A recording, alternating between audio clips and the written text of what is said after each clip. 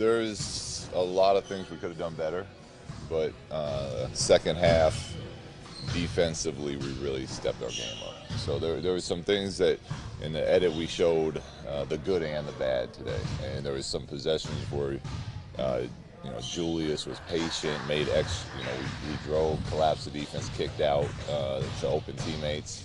And then we had other possessions where we got into the paint, we forced shots or turned the ball over.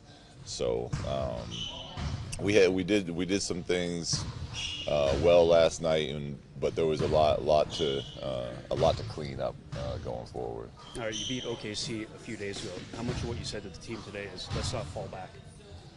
Nothing really. We'll get into that tomorrow. Today was about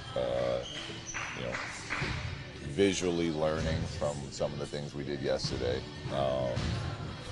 Played a nice clip from Nick Foles. I really enjoyed his post-game interview after the Super Bowl, where he talked about failure and how that's kind of got him to where he is now. So we showed that in the film room to the guys. And then it was just kind of a recovery / get what you need skill day today, and then we'll refocus on Oklahoma City tomorrow. They look pretty good against Golden State. They are pretty good.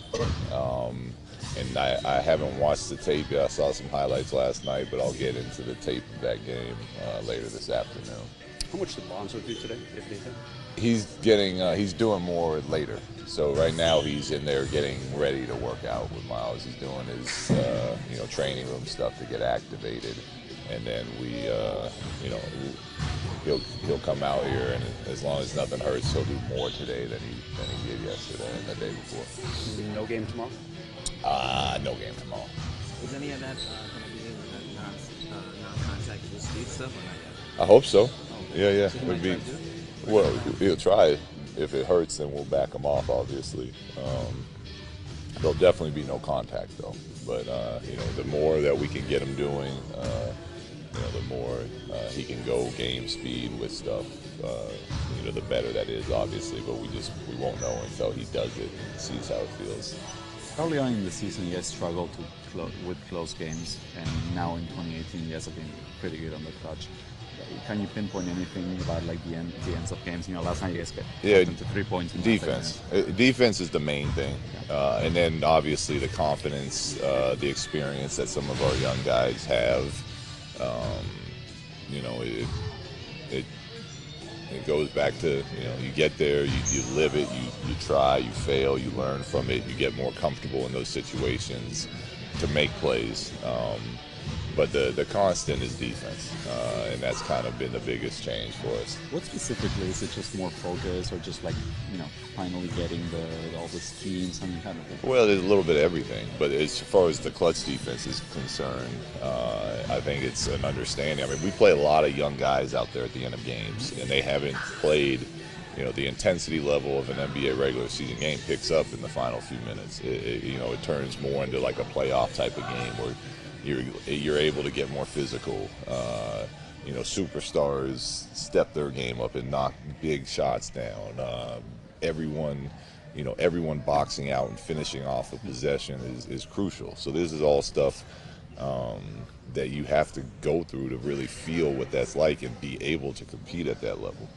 What difference do you see in Brandon from the first time when Lonzo was out and he's kind of asked to organize and run an offense versus this stretch where it seems like he's been more successful at it? He's been much more successful this time around, and I think this time he's doing a better job of just playing basketball. I think last time he tried to really accept, okay, I'm the point guard. I need to get everyone involved. I need to get everyone to their places and call plays every time.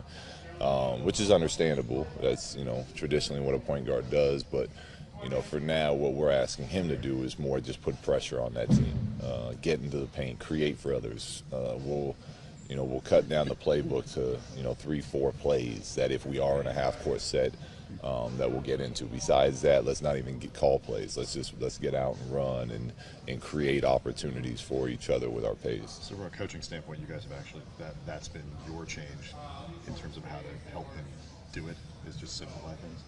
Well, simplify things, and I think give him a clear vision of what – what we want him doing and how we want him playing while he's, well, you know, not just while he's playing the point guard, but you know, at least for right now, while he's playing that point guard role for us.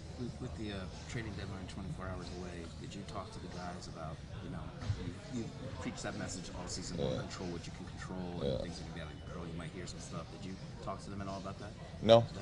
We've addressed it multiple times this year already, and I know it's obviously more relevant now that it's this close, but the message is still the same. It's,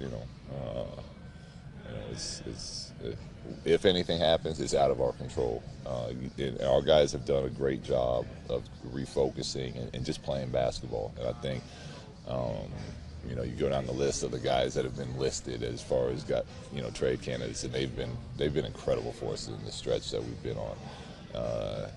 Starting with Larry and his leadership, and JC having huge games. Julius has been the most consistent I've seen him play since I've been here. So I think if those guys have kind of been able to put it in the back, then the rest of the guys should be fine. Those three guys, it's only human that at any point they could sulk or just be like, man, we don't even know what our future's going to be for the trade deadline, let alone next summer, what's going to happen with this team. Have you seen any points where they kind of just hit them hard, or they might have sulked, or I think when it all first came out, it kind of hit a little bit, but I think they realize now what good does that do? It doesn't. It just takes away from what they're really good at, and that's each have their own unique skill set, but there's been none of that in the past month. You guys have not lost a home game since January 5th. What does that mean to you? It's awesome, because part of building an identity and a culture, at least part of the culture that I want to have, is that we defend our home court, and it's easy to say that, but it takes pride, and it takes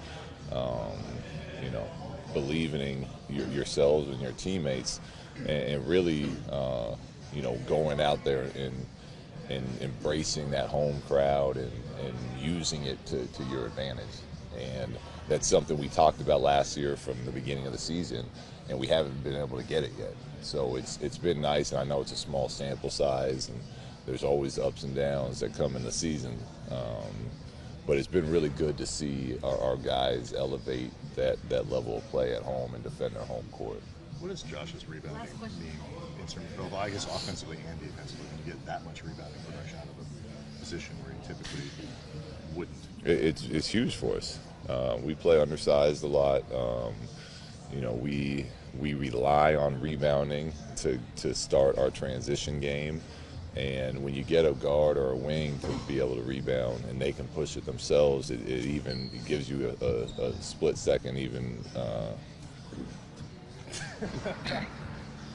to get down court even quicker. So for him to do that really helps out what we're trying to do as a team. Kyle just took a little picture of it. Yeah, it was weird. That was strange. Was that the Kahwi death stare you pulled there? It was just my confused look. Oh, okay.